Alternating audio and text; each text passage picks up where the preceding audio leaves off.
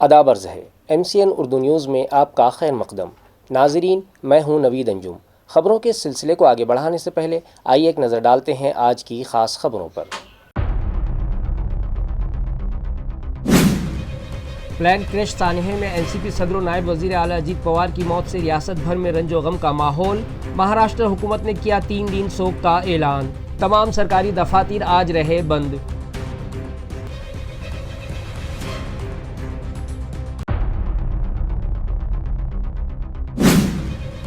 10 فروری کو ضلع کلکٹر دلیپ سوامی کی صدارت میں ہوگی AMC کی خصوصی جنرل باڈی میٹنگ اور کیا جائے گا میئر اور ڈپٹی میئر کا انتخاب۔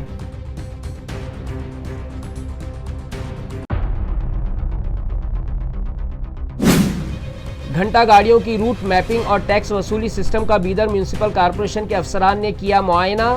اورنگ آباد ماڈل کی گئی خوب ستائش۔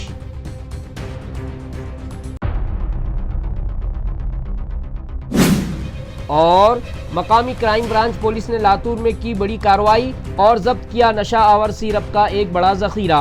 مفرور ملزم اشفاق احمد کی تلاش کے لیے محروس ملزمین کی نکالی گئی ڈنڈی اور اشفاق سے متعلق معلومات فراہم کرنے کی شہریان سے کی گئی اپیل۔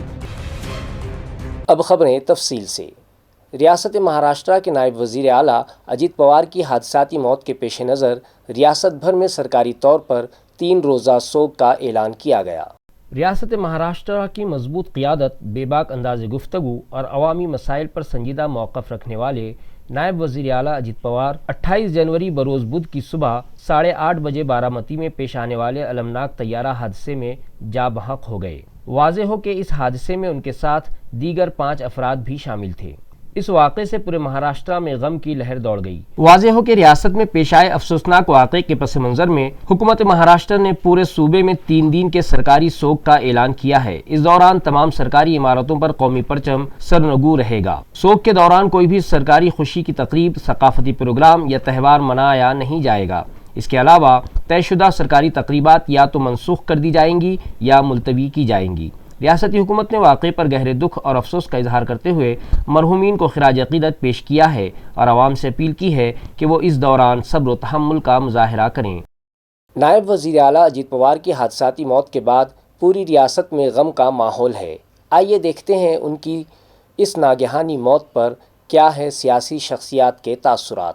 दादांचं आज विमान अपघातामध्ये जे दुर्दैवी मृत्यू झाला, खरं तर ही बातमी आताही मनाला पटत नाही। सकाळी जेव्हा न्यूज सुरू झाली त्यावेळेला वाटलं की ते आता जखमी आहेत, दादा बरे होतील। दादामध्ये एवढी हिंमत आहे, ते कोणत्याही संकटाला समोर जाण्याची ताकद त्यांच्यात आहे। दादा मला वाटतं तो बरे होतील। गंभीर आहे इथपर्यंत ठीक होतं, परंतु दादा गेल्याची जेव्हा बातमी कळाली त्या टायमाला एक मोठा धक्का मलाच नाही तर महाराष्ट्राच्या प्रत्येक कार्यकर्त्याला, जनतेला बसलेला आहे। हा एक असा नेता होता की ज्या नेत्याकडे पाहताना किंवा त्याच्याशी बोलताना, त्यांच्याशी वागताना एक आदरयुक्त भीती वाटायची। दादा आहेत, खऱ्या अर्थानं दादा हा शब्द त्यांच्यासाठी लागू होतो। राजकारणामध्ये अनेक संकट त्यांच्यावर आली, परंतु ते कधी डगमगले नाही, कधी त्याची चिंताही केली नाही त्यांनी। मला काय करायचं, मला काय निर्णय घ्यायचा, ते बेधडकपणे घेत होते। कालच शेवटची माझी त्यांची भेट झाली, काल कॅबिनेटला ते होते। मंत्रिमंडळाच्या बैठकीमध्ये माझ्या शेजारी बसलेल्या 2 सहकाऱ्यांना मी बोललोय, अरे दादाची देहबोली आज काही बरी वाटत नाही। काय माहिती आज असा हा प्रसंग घडणार होता। कालचं दादाचं दर्शन आम्हाला झालं, ते थोडा चेहऱ्यावर त्यांचा हावभाव काही बरं वाटत नव्हता। कॅबिनेटमध्ये हसून खेळून बोलणारे अजित दादा किंवा एखाद्याची फिरकी घेणारे दादा काल शांतपणे बसलेले होते। माझ्यासारख्या कार्यकर्त्याला त्यांच्याकडून फार काही शिकता आलं। दादा हे असं व्यक्तिमत्व ज्यांचा दराराही होता, आदरही होता आणि लोकांना त्यांच्याबद्दल असलेलं प्रचंड प्रेम आम्ही पाहिलेलं आहे। फटकळ स्वभावाचा असून सुद्धा दादांचा शब्द लोकांना आवडायचा। दादा बोलतायत, दादा सांगतायत, ते ऐकलं पाहिजेत, हा आदरही लोकांचा त्यांच्याबद्दल होता। म्हणून दादा आज आपल्यात नाहीत। ही महाराष्ट्राला मध्ये तर पोकळी निर्माण झालेलीच आहे, परंतु कार्यकर्त्याच्या मनावर जो आघात झालेला आहे, त्यांना जे दुःख झालेलं आहे, मला वाटतं हे न भरून निघणारं दुःख आहे। आज त्यांचं कुटुंब येतंय, सर्व होईल, अंत्यसंस्कार होईल, श्रद्धांजली वाहिल्या जातील, परंतु दादाची स्मृती ही कार्यकर्त्याच्या मनातून कधी पुसल्या जाणार नाही। अतिशय दुर्दैवी घटना झालेली आहे। महाराष्ट्राचं एक खंबीर नेतृत्व, ज्यांनी नेहमीच महाराष्ट्राच्या प्रगतीसाठी प्रयत्न केला आणि आज त्यांचं अचानक अपघाती निधन होऊन या महाराष्ट्राला एक मोठा धक्का बसलेला आहे आणि त्यांची कमी ही कधीच पुरी होणार नाही आणि त्यांच्या नेतृत्वामध्ये आम्ही सगळेजण काम करत होतो.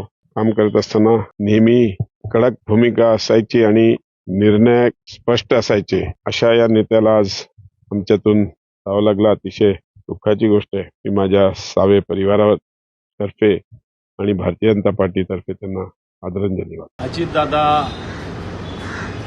गेल्यानं मला असं वाटतं संपूर्ण महाराष्ट्रावर शोककळा आहे. अजितदादांसोबत मी विरोधी पक्षनेता म्हणून काम केलं आणि त्यांच्या मार्गदर्शनाखालीच केलं. म्हणतो त्या काळात त्यांच्यासोबत काम करण्याचा जो अनुभव आला तो आयुष्यभर लक्षात राहील असा अनुभव आहे. आणि नंतरही अजितदादा सत्तेत असतानाही विरोधी पक्षनेता म्हणून ज्या वेळेस त्यांच्याकडे वेगवेगळ्या कामानिमित्ताने गेलं कधीही कोणताही आक्रोश त्यांच्यावर टीका टिप्पणी करूनही न ठेवता जनतेचं काम अतिशय मनापासून करणारे अजितदादा एक मोठं नुकसान संपूर्ण महाराष्ट्राचं झालं. एक नियोजनात पक्का असणारा माणूस, सुस्पष्ट बोलणारा माणूस, निर्भीडपणे बोलणारा माणूस. नाहीतर राजकारणामध्ये बरेच लोक गोड गोड गोड गोड आणि गोल गोल गोल गोल बोलत असतात. दादा गोड आणि गोल या भानगडींना न पडता स्पष्टपणे ज्या भूमिका त्या मांडत राहत आलेले, मला वाटतं असा नेता या महाराष्ट्राला यानंतर मिळणे नाही. दादांना भावपूर्ण श्रद्धांजली आहे. माननीय अजित पवार साहेब यांचा बारामती येथे विमान दुर्घटनेत मृत्यू झाला. ही खरं तर विश्वास न बसणारी घटना आहे. कारण हा एक संघर्षशील नेतृत्व, कार्यकर्त्यावर प्रेम करणारं नेतृत्व, विकासाच्या परिवर्तनामध्ये सातत्यानं निर्णायक भूमिका, ठोस भूमिका घेणारं नेतृत्व. कालच मंत्रालयाच्या परिसरात मी त्यांची भेट घेतली होती. कॅबिनेट संपल्यानंतर त्यांना मी भेटलो आणि रत्नपूर, औरंगाबाद, संभाजीनगरच्या जिल्ह्यामधील रत्नपूर, खुलताबाद येथे भव्य छत्रपती संभाजी महाराजांचं स्मारक बनवण्याच्या दृष्टिकोनातून त्यांना मी विनवणी केली होती या अर्थसंकल्पनाच्या बाबतीत. त्यांनी भरभरून प्रतिसाद दिला आणि आज ही अशी घटना ऐकायला मिळते. त्यामुळे मी भारतीय जनता पार्टीचा प्रदेश महामंत्री या नात्याने आमदार संजय केनेकर त्यांना भावपूर्ण श्रद्धांजली अर्पित करतो. आणि जी महाराष्ट्रावर शोककळा आणि त्यांच्या कुटुंबावर जो मोठा आघात झाला, त्यांना परमेश्वर खरं तर त्यातून बाहेर काढो ही भावना व्यक्त करतो. निश्चितपणे एका चांगल्या नेत्याला महाराष्ट्र पोरका झालेला आहे. मी राजकारणात नसताना मला राजकारणात आणलं, असा माझा देव आज गेलेला आहे. आयुष्यात अशी वेळ माझ्यावर येईल असं मला वाटलं नव्हतं. दादांना भावपूर्ण श्रद्धांजली. अजित दादा पवार एक महाराष्ट्र के बहुत बड़े नेता थे, बहुत टाइम से राजनीति में थे और महाराष्ट्र के भाग्य विधाता थे.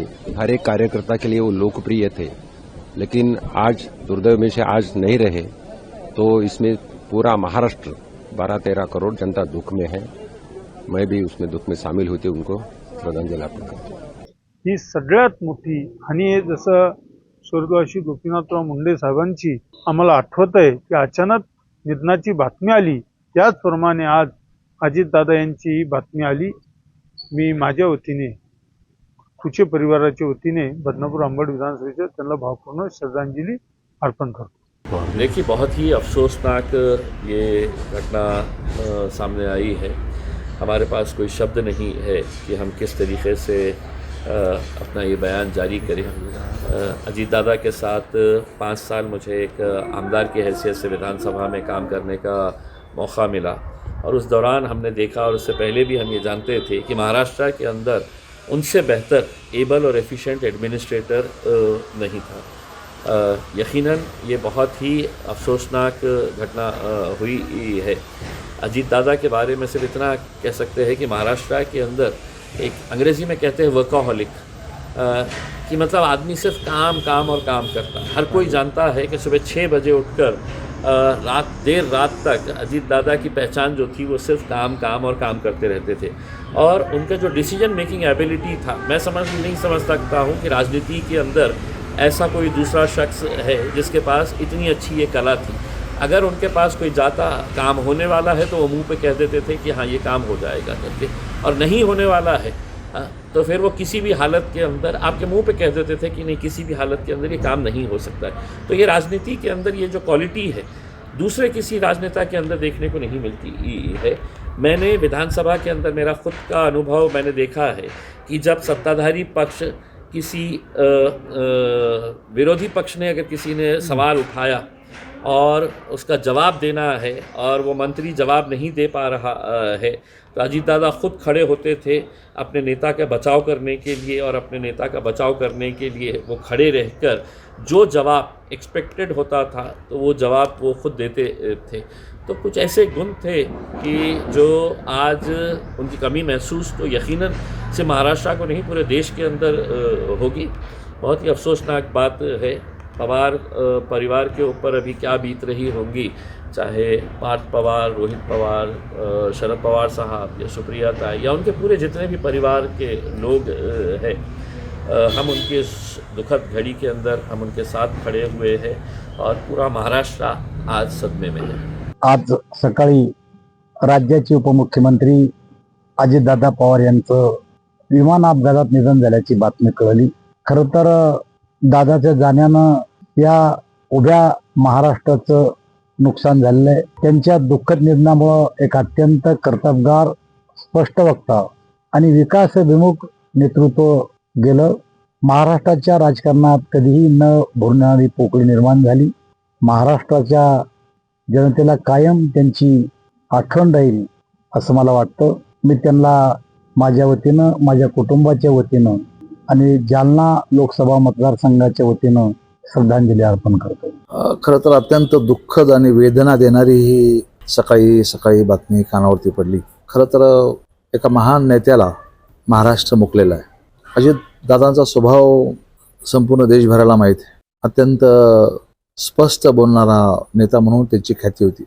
मला आठवतं की काही महिन्यापूर्वीच ते माझ्या घरी आले होते भेटायला, आणि घरून जसे परत निघाले तसं मी त्यांना गमतीनं म्हटलो, दादा आज तुम्ही काही कमेंट नाही केली। ते वर खाली बघत होते असं। मग दादा तुम्ही येण्याच्या अगोदर मी 2 दिवस अगोदर माझं घर साफ करून घेत होतो। एवढा एक दरारा ज्या माणसाचा होता। मग ते शासकीय कार्यालय असेल, खाजगी कुठं जरी गेले तर ते सर्व त्यांचा कटाक्ष त्या ठिकाणी कायम स्वच्छतेवरती, कामावरती त्या ठिकाणी असायचा। असा नेता महाराष्ट्राला फार क्वचित मिळतो, आणि त्यातले ते दादा होते। खूप अपरिमित दुःख असं झालं आम्हाला, आणि महाराष्ट्राची खूप मोठी हानी या ठिकाणी झाली। माझ्या तर मंत्रिमंडळाच्या प्रत्येक टप्प्यामध्ये, माझ्या जीवनाच्या प्रत्येक टप्प्यामध्ये त्यांनी माझ्या दादा म्हणजे वडील भाऊ या पद्धतीनंच त्यांनी खऱ्या अर्थाने आम्हाला खूप आधार दिला, खूप साथ दिली, खूप मार्गदर्शन केलं। जीवनात काय चांगलं काय वाईट हे सगळं सांगण्याचा त्यांनी खूप प्रामाणिक केला, आणि कसं संघर्षशील परिस्थितीमध्ये सुद्धा संघर्ष केला पाहिजे या बाबतीतली संपूर्ण एका मोठ्या भावाची त्यांनी कल्पना राबवली। मला एवढ्या या निमित्ताने एवढं सांगायचं की माझ्या जेवढ्या संस्था आहेत त्या सगळ्या संस्थेचं उद्घाटन हे त्यांनी केलेलं आहे। आमच्या डिस्टिलरीज असो, कारखाने असो, सगळ्या क्षेत्रात त्यांनी खूप मार्गदर्शन केलेलं आहे। मला खरं म्हणलं तर आज 2 राष्ट्रवादी एकत्र याव्यात यासाठी सुद्धा मी खूप प्रयत्नशील होतो, आणि दादांनाही त्या निमित्ताने विनंती करत होतो। आज शेवटची भेट माझी त्यांची, मी असं म्हणेल की जे कृषी प्रदर्शन झालं होतं त्या दिवशी त्यांनी मला स्वतः EV कारमध्ये बसवून प्रत्येक स्टॉलवर जाऊन माहिती दिली, प्रत्येक गोष्ट शेअर केली। खूप अभिमानाने सगळ्या गोष्टी ते सांगत असायचे, आणि मला वाटतं की एक खूप जवळचं घट्ट नातं हे अजितदादाचं माझं होतं। आणि मला वैयक्तिक, माझ्या कुटुंबाला मला प्रचंड त्याचं दुःख आहे, आणि राष्ट्रवादीला तर कधीच भरून न येणारं हे नुकसान झालेलं आहे। मी या प्रसंगी माझ्या कुटुंबाच्या वतीनं, माझ्या वतीनं मनापासूनच्या तीव्र दुःखद भावना व्यक्त करतो। मृतात्म्यास चिरशांती लाभो ही ईश्वराला प्रार्थना करतो, आणि त्यांचा परिवार, सुनेत्रा वहिनी असतील, पार्थ असेल, जय असेल आणि संपूर्णच पवार परिवार, आदरणीय शरद पवार साहेब असतील, या वयात त्यांना झालेलं हे दुःख, सुप्रियाताईंना झालेलं हे दुःख, मला वाटतं की हे कधीच भरून न निघणारं दुःख आहे. त्यामुळे या दुःखातून सावरण्याची ताकद सुद्धा ईश्वराने त्यांना द्यावी अशी माझी या निमित्ताने प्रार्थना करेल. असं कल्पनातीत गोष्ट घडली, म्हणजे अजित सारखा नेता अशा पद्धतीने जाईल असं मला कधीच वाटलं नव्हतं. किती लॉंग आयुष्य आहे असं वाटायचं याला. आणि लहान किती, माझ्यापेक्षा तर 15-16 वर्षांनी लहान होता. म्हणजे आता 77 आहे, तर तो 60-62 असेल मला वाटतं. लहानाचं मोठं होताना आम्ही पाहिल्यामुळं माझ्या फार अपेक्षा होत्या त्यांच्याकडून, कारण ते काय करू शकतात हे मी फार जवळून पाहिले नव्हते. एवढा निर्भीडपणाचा, निर्भीड विचाराचा, भाडबीड न ठेवता काम करणारा माणूस मी माझ्या राजकीय जीवनामध्ये अंतुलेच्या नंतर अजितच बघितला. दुर्दैवाने आपल्यातून गेलेला आहे म्हणायला सुद्धा भीती वाटायला लागली. म्हणजे वास्तव आहे ते वास्तव आहे. मी वास्तवात जगणारी बाई आहे. फार मोठं राजकीय संकट आहे असं मला वाटतं. कारण मी कायम म्हणत असते, राजकारणात माणसं उगीच मोठी होत नाहीत, राजकारणात माणसं घडवावी लागतात. आपण माणसं घडवत नाही, तोडी होतो. महाराष्ट्राच्या राजकारणातील एक दादा माणूस, स्पष्ट वक्ता, निर्भीड निर्णय घेणारे दादा महाराष्ट्रानं बघितलेले आहेत. अशा अजितदादा पवार यांचं निधन महाराष्ट्राच्या राजकारणातली पोकळी न भरणारी आहे असं मला वाटतं. अजितदादा पवार आणि स्वर्गीय खासदार वसंतरावजी चव्हाण यांचे घनिष्ठ संबंध होते. मी ज्या ज्या वेळेस अजितदादांना कामाच्या निमित्त भेटायचो तेव्हा अजितदादा आवर्जून स्वर्गीय वसंतरावजी चव्हाण साहेबांची आठवण करायचे आणि तेही मला धीर द्यायचे की कोणतंही काम असू दे, मी तुझ्या पाठीमागे खंबीर आहे. आज अजितदादा पवार आपल्यातून गेल्यामुळं खूप मनाला वेदना होत आहेत. मी जड अंतःकरणाने माननीय अजितदादा पवार यांना भावपूर्ण श्रद्धांजलि अर्पण करतो. चिकलठाना MIDC में वाक़ एक कंपनी से निकलने वाली गैस और धूल से शहरियान की सेहत को ख़तरात लाहक हैं, जिस पर वंचित बहुजन आघाड़ी ने इंतज़ामिया से फौरी इक़दामात का मुतालबा किया है। चिकलठाना MIDC में वाक़ तुलसी बिल्डकॉन सीमेंट कंपनी पर इल्ज़ाम है कि वहां से धूल और केमिकल मिला पानी और जहरीली गैसों का इखराज हो रहा है, जिससे करीबी स्कूल के तलबा और राहगीरों की सेहत मुतासिर हो रही है। वंचित बहुजन आघाड़ी के नागेश जादव ने बताया कि इस सिलसिले में महाराष्ट्र आलूदगी कंट्रोल बोर्ड को बारहा शिकायत की गई, लेकिन अब तक कोई कार्रवाई इस जानिब नहीं की गई। उन्होंने कहा कि मुख्तलिफ मुतालबात की तकमील के लिए अमोल दाभाड़े समेत हम सब गैर मुअय्यना मुद्दत के धरने पर बैठे हैं। औरंगाबाद म्यूनसिपल कॉरपोरेशन के नौमुंतखब कारपोरेटर्स में से मेयर और डिप्टी मेयर के इंतखाब का अमल 10 फरवरी को किया जाएगा। ज़िला कलेक्टर दिलीप स्वामी इसके प्रिजाइडिंग ऑफिसर होंगे। वाज़ेह हो कि ज़िला कलेक्टर दिलीप स्वामी इस अमल में प्रिजाइडिंग ऑफिसर के तौर पर मौजूद रहेंगे।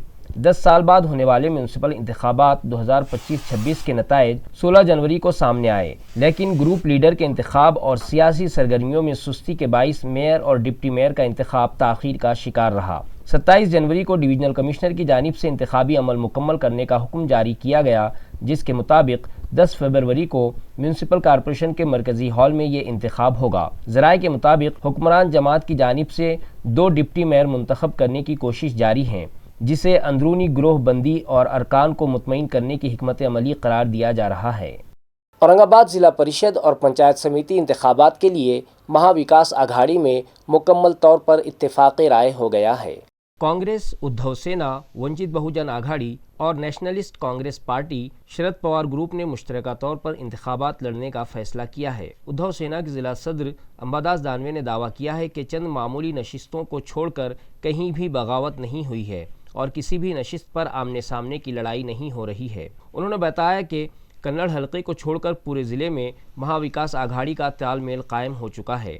इत्तेहाद की जानिब से दावा किया गया है कि ज़िला परिषद के 56 ग्रुप्स और पंचायत समिति के 116 हलकों में महाविकास आघाड़ी मुश्तरका तौर पर इंतखाब लढेगी। संभाजीनगर जिल्हा परिषदेमध्ये शिवसेना उद्धव बाळासाहेब ठाकरे, त्याचप्रमाणे काँग्रेस आणि वंचित बहुजन आघाडी या तिन्ही पक्षांनी त्याच्यासोबतच राष्ट्रवादी काँग्रेस पक्ष जो शरद पवार साहेबांच्या नेतृत्वाखाली काम करतो, या चारही पक्षाचं आघाडी करून आम्ही जिल्हा परिषद निवडणूक लढतोय. जवळपास मेजॉरिटीनं सगळ्या जागेवर आमचं एकमत झालेलं आहे. जिल्हा परिषदेच्या जवळपास 90% जागेवर एकमत झाले आहे. पंचायत समितीच्या तर 92-95% जागेवर एकमत झालेलं आहे. आणि ही निवडणूक जिल्हा परिषदेची आम्ही चारही पक्ष मिळून संघटितरित्या लढणार आहोत. आणि निश्चित या जिल्हा परिषदेत आमच्या सगळ्यांचं मिळून एक आम्ही पूर्णपणे बॉडी आमची जी येणारी असेल ती जिल्हा परिषद आमच्या आघाडीची असेल असा प्रयत्न आम्ही सगळे मिळून करणार आहोत. घाटी अस्पताल में एंटी रेबीज सेरम स्टॉक में न होने के सबब मुतासरा मरीजों को ये मेडिसिन खरीद कर लाना पड़ रही है, जिसके सबब मुतासरा मरीजों को परेशानी का सामना है, मगर इनका पुरसाने हाल कोई नहीं है। वाज़ेह हो कि मराठवाड़ा की ज़िंदगी की शहरक कहलाने वाला घाटी अस्पताल दूर दराज इलाकों से आने वाले मरीज़ों के लिए उम्मीद की किरण समझा जाता है, जहां वो मुफ्त इलाज की आस लेकर आते हैं, लेकिन घाटी पहुंचने के बाद मरीज़ों को भारी माली बोझ बर्दाश्त करना पड़ रहा है। गुज़िश्ता कई दिनों से घाटी में एंटी रेबीज़ सेरम की शदीद किल्लत है, जिसके बाइस मरीज़ों को सख्त परेशानी का सामना करना पड़ रहा है। मरीज़ों को घाटी अस्पताल के बाहर से रेबीज़ की वैक्सीन ख़रीद कर लाने के लिए कहा जा रहा है, जिस पर उन्हें 450 से 600 रुपये तक खर्च करना पड़ रहे हैं। इस दौरान मरीज़ों के लवाहिकीन को अस्पताल के बाहर जाकर वैक्सीन ख़रीदनी पड़ती है और दोबारा अस्पताल वापस आना पड़ता है, तब तक मरीज़ दर्द से बेहाल हो जाते हैं।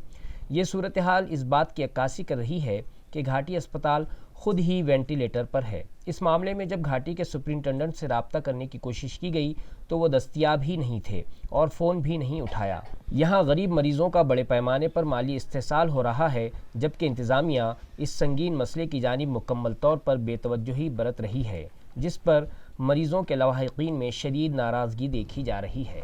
कुत्र चावलं होतं, रेबीजचं इंजेक्शन इथं अवेलेबल नाही, आता मेडिकलमधून आणायला सांगतायत। आता मी ठीक आहे, मी घेऊ शकतो, पण बाकीच्या सामान्य लोकांनी काय, गरीब लोकांनी कुठून आणायचे, पैसे कुठून आणायचे, ही जबाबदारी कोणाची आहे? जबाबदार कोण राहणार, एवढंच म्हणणं आहे माझं। मी रेबीजचं इंजेक्शन घ्यायला आले, पण इथं नाहीये, तर त्यांनी सांगितलं बाहेरून आणा। कुठून आले तुम्ही? हनुमान नगरहून पहिलंच होतं। दोन दिवसापासून तुम्हाला रेबीज नाही दिलं ना, उद्या पण आले, आज पण आले, तरी दिलं नाही। आणि इथं आलो होतो तर इथं इंजेक्शन बाहेर घ्यायला लावलं। कोणाला कुठं लावलं? आजीला आमच्या। वय काय आजीचं? आजीचं वय आहे 65च्या वर आहे। कुठून आले आपण? नागेश्वरतून आलो, नागेश्वर। डॉक्टरना आतमध्ये काय सांगितलं? ना इंजेक्शन संपलेले आहे म्हणे। अच्छा, डोस कंप्लीट झालेला आहे, म्हणजे त्यांचे जे इंजेक्शन होते तेवढे ते संपलेले सगळे। आता बाहेरून आणा सांगितलं। ओके, सो खर्च अवेलेबलच नाहीये आणि कधी येतील ते पण सांगता येणार नाही, तुम्ही बाहेरून घेऊन या म्हणे। आता मी माझ्याकडे पैसेच नाही बाहेरून आणायला। पैसे नाहीये घाटी तुटवडा सांगताय का प्रशासन? हो, इथं सांगताय। ही किती लस आहे तुमची घेण्याची? ही किती वेळ इथे येण्याची? नाही, ही कुत्रा मला पहिल्याच वेळेस चालला, मी पहिल्याच वेळेस आलो इथं। अच्छा, पहिल्यांदाच म्हणताय? पहिल्यांदाच बाहेरून तुम्हाला घेऊन यावं लागेल? हा, म्हणजे मला पहिल्याच वेळेस चावला ना, मी पहिल्यांदाच आलो। स्वच्छ भारत मिशन 2 के तहत सलाहियत साजी प्रोग्राम के सिलसिले में कर्नाटक की बीदर म्यूनसिपल कॉरपोरेशन के वफ्द ने औरंगाबाद म्यूनसिपल कॉरपोरेशन और स्मार्ट सिटी दफ्तर का दौरा किया। इस मौके पर बीदर के म्यूनसिपल कमिश्नर मुकुल जैन ने औरंगाबाद के म्यूनसिपल कमिश्नर और एडमिनिस्ट्रेटर जे श्रीकांत से मुलाकात की, जहां शहर की तरक्याती स्कीमों और इंतजामी मनसूबाबंदी पर तबादला ख्याल किया गया। स्मार्ट सिटी के डिप्टी CEO रविंद्र जोगदंड ने मेहमानों का इस्तकबाल किया। दौरे के दौरान वफ्द ने घंटा गाड़ियों की रूट मैपिंग, कंट्रोल रूम के ज़रिए निगरानी और माझा स्वच्छता साथी ऐप की कारकर्दगी में खासी दिलचस्पी दी। इसी के साथ पानी के चार्जेस और जायदाद टैक्स की वसूली में टेक्नोलॉजी के इस्तेमाल पर भी मालूमात फराहम की गई। स्मार्ट सिटी के प्रोजेक्ट मैनेजर फैज़ अली, नोमान खान और मीडिया एनालिस्ट अर्पिता शरद ने तकनीकी मंसूबों पर रोशनी डाली, जबकि स्वच्छ भारत मिशन के कोऑर्डिनेटर्स ने सफाई मुहिम के ज़मीनी कामों की वजाहत की। बीदर के वफ्द ने इस दौरे से शहरी खिदमात को मौसर बनाने के तरीक़े सीखे। म्यूनसिपल कॉरपोरेशन की मुलाजिमत से रज़ाकाराना तौर पर रिटायरमेंट के बाद इलेक्शन लड़कर बतौर कॉरपोरेटर मुंतखब होने वाले अशोक हिराले के एजाज़ में बहुजन शक्ति महासंघ की जानिब से इस्तकबालिया तकरीब मुनक़िद की गई।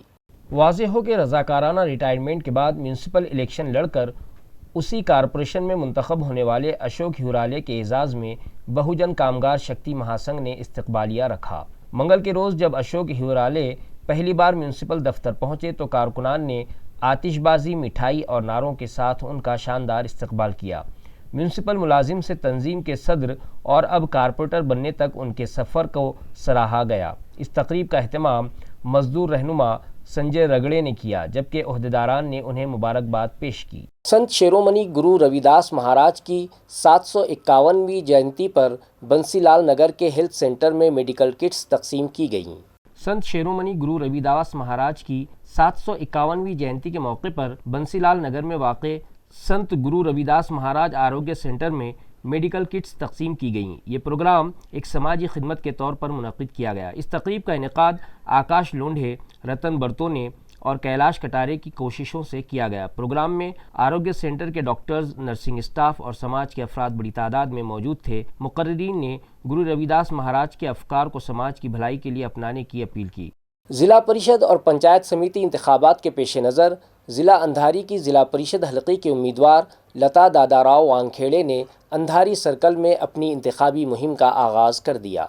शिवसेना उद्धव बाला साहब ठाकरे ग्रुप की अंधारी ज़िला परिषद हलक़े के उम्मीदवार लता दादाराव वानखेड़े ने अंधारी सर्कल में ज़ोरदार इंतखाबी मुहिम का आगाज़ कर दिया है। नामजदगी दाखिल करने के फ़ौरन बाद उन्होंने हलक़े का दौरा किया और वोटरों से ज़ाती मुलाकातें करते हुए अपनी पहली मुहिम मुकम्मल की।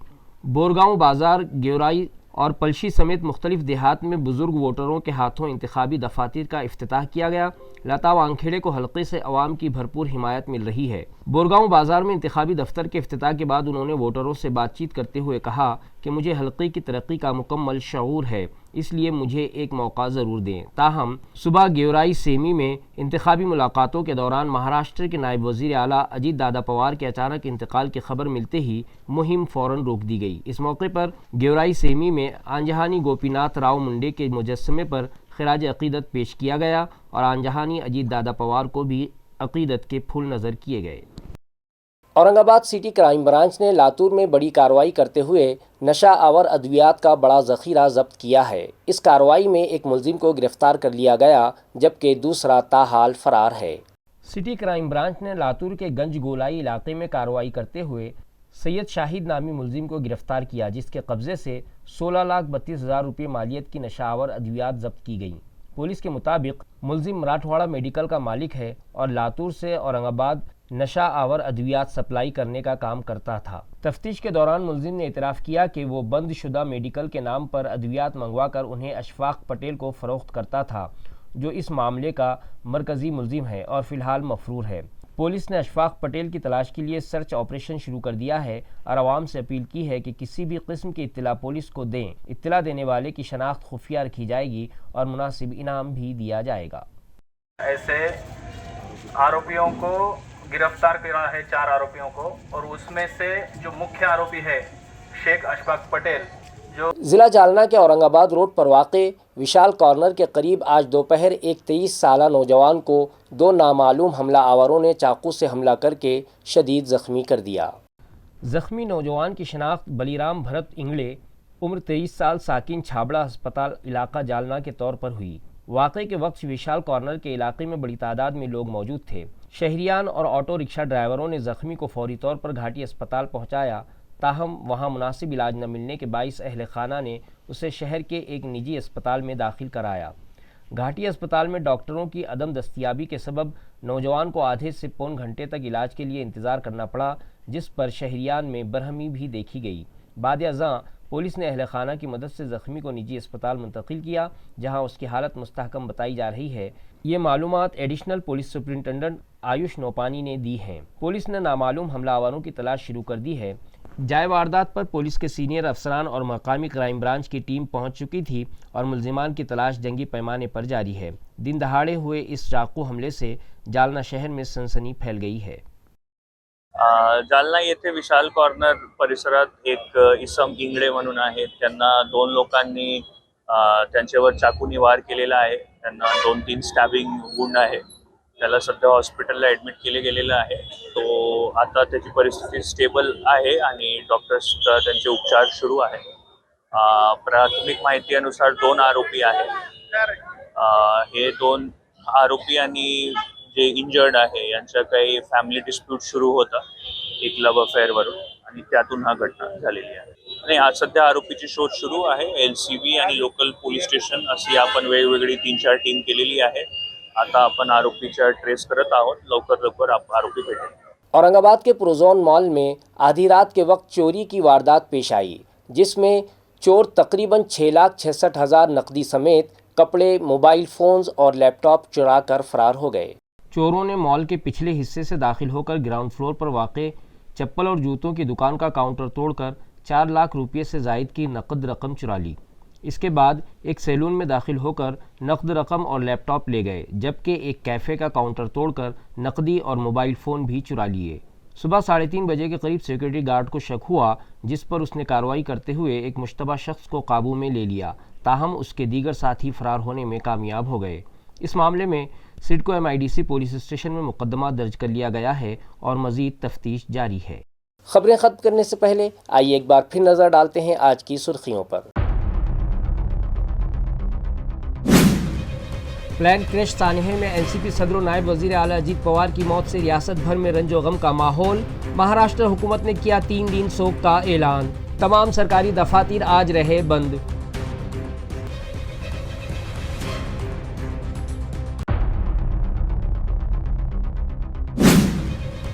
दस फरवरी को जिला कलेक्टर दिलीप स्वामी की सदारत में होगी AMC की खुसूसी जनरल बॉडी मीटिंग और किया जाएगा मेयर और डिप्टी मेयर का इंतखाब।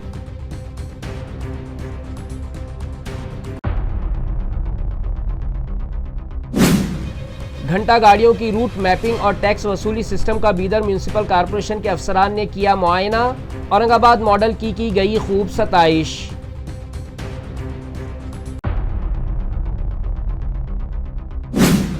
और मकामी क्राइम ब्रांच पुलिस ने लातूर में की बड़ी कार्रवाई और जब्त किया नशा आवर सिरप का एक बड़ा जखीरा।